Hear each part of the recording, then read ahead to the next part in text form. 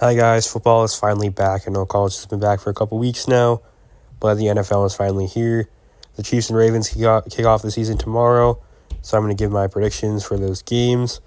Starting with the Chiefs and Ravens, should be a great game. AFC Championship rematch. Couldn't have asked for a better start to the season, honestly. There's not too many better matchups they could have given us on Thursday night.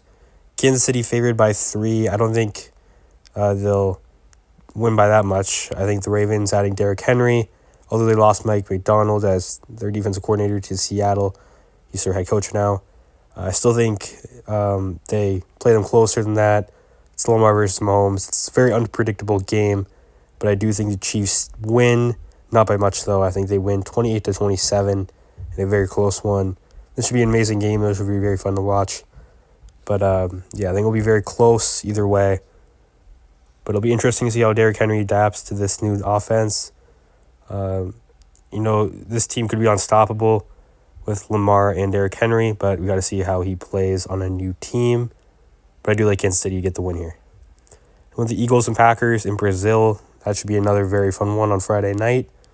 I do have the Eagles winning here, not by much. I think adding Saquon Barkley at running back does help them here. They also got to know they were going to Brazil for this game earlier, so I don't know if that helps, but it might. I think the Eagles have some new optimism now that last season's kind of behind them, and they can move on from that kind of disastrous end to last season.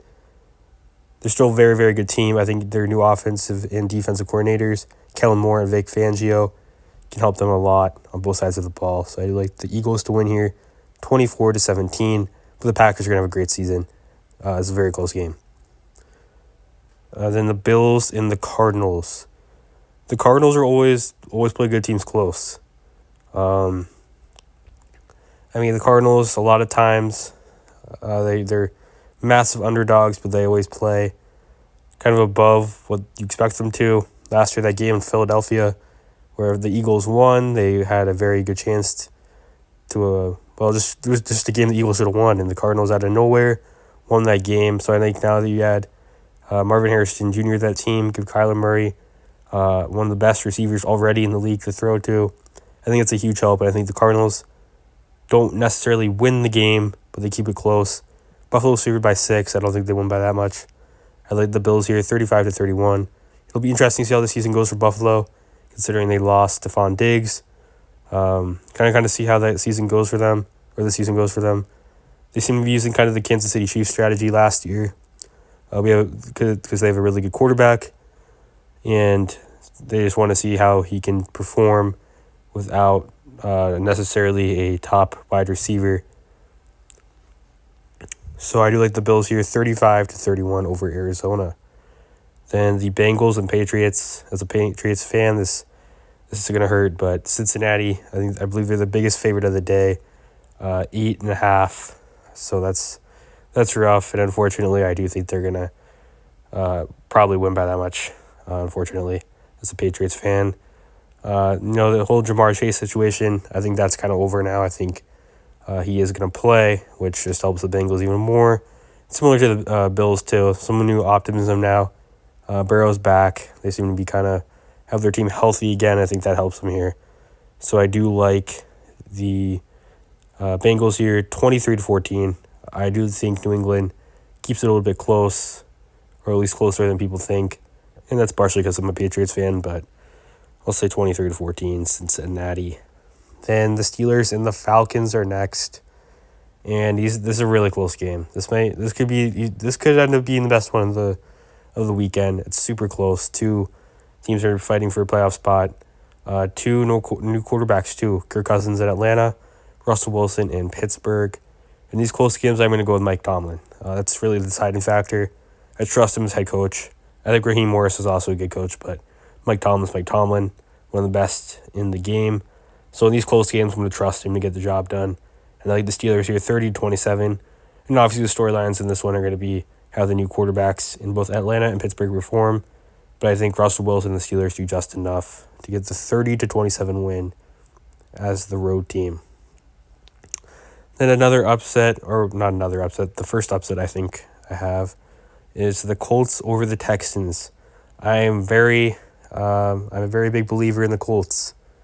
I think the Colts with Anthony Richardson, if he can stay healthy, are going to be a very good team. Challenge the Texans for that division. Like I said, Anthony Richardson has to stay healthy though. From the Shane Steichen offense, he's already proven he can do really good things with that team. They were super close to taking that division last year. And although I think the Texans have improved, I think this is a very tough game for them going to Indianapolis week 1. So I do like the Colts here to win by a field goal. Houston is favored by 3, I believe, or it's 2.5, something like that. So I think the Colts do win here, though, and pull off the upset. Then next is Dolphins or Jaguars. Interesting to see how Jacksonville does this season. Actually a very disappointing ending to last season. I believe all they had to do was beat Tennessee, if I remember correctly. They couldn't do it, and now they kind of have to figure things out after that disappointing end last season. So, and then on the other side, you have a team like the Dolphins, who are my pick to win the division this year, the AFC East. I think there's a lot of optimism in that team. With Tyreek Hill more confident than ever, Tua more confident than ever. Both are playing very, very well. This defense is finally going to be healthy again. I think that's a big reason why they were unable to win the division last year against Buffalo. They're struggling with injuries so much, but now they're healthy again. I think this game's in Miami. I'm pretty sure it is. This game's in Miami. So, yeah, I do like the Dolphins here to get the win. And then next up is the Bears and the Titans. Tennessee keeps it close. They had a good offseason. They added a lot of pieces that they needed to make this team better and compete in the division. I think that whole division actually got better. I think the Titans, Texans, Colts, Jaguars all improved. I think Tennessee keeps it closer than people think, but I do think the Bears end up winning in Caleb Williams' debut, 28-26. Then Saints and Panthers. I think the Panthers should be better than last season. I'm not saying they're going to be a playoff team or anything like that. I'm saying I think they're going to improve, maybe avoid the worst record in the NFL this year, or at least I'm sure they would hope they do. At the same time, I don't think the Saints will be as bad as the Panthers maybe were last year, but at the same time, it's going to be difficult to make the playoffs in such a competitive NFC. So they really need this game, and I think the Panthers are going to keep it close. I'm going to say the Saints win this one, 21-20. If I can find that game. Where's the Saints and Panthers? Oh, there it is. Okay.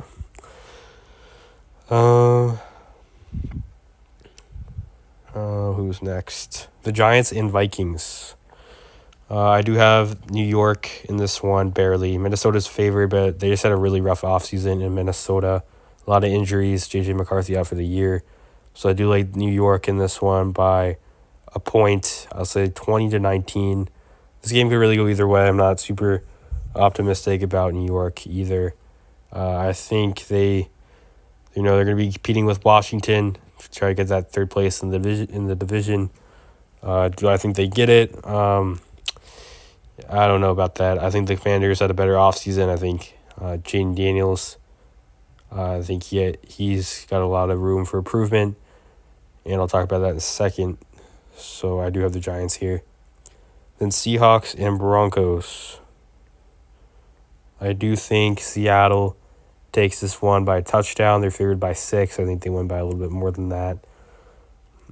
It's really tough to play in Seattle, obviously, and I think that for Denver to go there week 1 with a rookie quarterback, Bo Nix, I think that's not going to go well. I think they keep it close, but Seattle pulls away in the end. So I do like the Seahawks here by a touchdown, and they are going to be competing for a playoff spot. Denver, maybe not as much, but there's a lot to look forward to in Denver, depending on how Bo Nix does this season. So the Chargers and Raiders, this could be a more low-scoring game probably, just because the Raiders are struggling with their quarterback situation. They didn't really bring in, like a free agent like Russell Wilson or Kirk Cousins, like some people expect them to, or to trade up in the draft to get one of those quarterbacks, or just get Bo Nix, which the Broncos ended up doing, or even Michael Penix, but he went a little bit earlier than people expected. So then you have the Chargers as well, who lost a lot of pieces. Austin Eckler, Keenan Allen, just a few players who are obviously going to have a huge impact on this team. Had a huge impact on this team. Now it's going to be difficult to move on from that. They bring in Jim Harbaugh, though. So I think he does help them here get a 3-point victory over the Raiders. Justin Herbert, as always, very talented. And I think he also helps the Chargers get a 3-point win at home against Las Vegas. And then moving on to the Browns and Cowboys. Very close game. Could also be one of the better games of the weekend. I do think Cleveland barely wins, though. A lot of drama in Dallas about contract negotiations. Dallas having a unimpressive free agency, if you want to call it that. The one really notable thing they did was re-signing CeeDee Lamb, but besides that, not a lot happened in free agency for Dallas. So I don't really think they really improved that much. Cleveland, it'll be interesting to see how they do with Deshaun Watson back. Does he take this team back to the playoffs like Joe Flacco did when no one expected him to? So I do think the Browns win here at home, though, by 3. Then the Commanders and Buccaneers. The Bucs are favored by 4. Well, 3.5, but I'll call it 4. And I really think the Commanders are going to have a good season. I think Jayden Daniels, he looks calm. He looks confident already. He looks in control of this offense, or the Commanders' offense. And I think they get the upset victory here, 31-30 over Tampa Bay. The Buccaneers are going to have a good season, too. I just think this is kind of a bad situation for them to be in. The Commanders, people aren't expecting much from them, or at least aren't really sure what to expect from them because they improved a lot this offseason. So I think it's kind of a bad matchup for Tampa Bay week 1. I think the Commanders win it. Then on Sunday night, it is the Rams and Lions. Yeah, I think this is a very bad matchup for the Rams. They're a very talented team, but it's tough to go in Detroit, especially with the history there. In the playoff game last year, too, obviously. So I think Jared Goff and the Lions get a win here to start off what I think will be a Super Bowl win to end the season for this Lions team. I think they're going to win it all this year. They're my pick to win the Super Bowl. I think they start off with a win against the Rams, 21-17 in Detroit. Then on Monday night, it's the Jets and 49ers. Aaron Rodgers makes his return. I don't think it ends in a win, though. San Francisco favored by 4. I think they win by more than that. Obviously, they're going to be upset about last year's defeat to the Chiefs. Obviously, that wasn't to the Jets, but I think they show some of that anger against New York here at home on Monday night with a convincing, maybe not convincing, but pretty large win, 23-13 over Rodgers and the Jets. So those are my predictions for week 1. What do you agree with? What do you disagree with? And as always, thank you for watching. Please like and subscribe.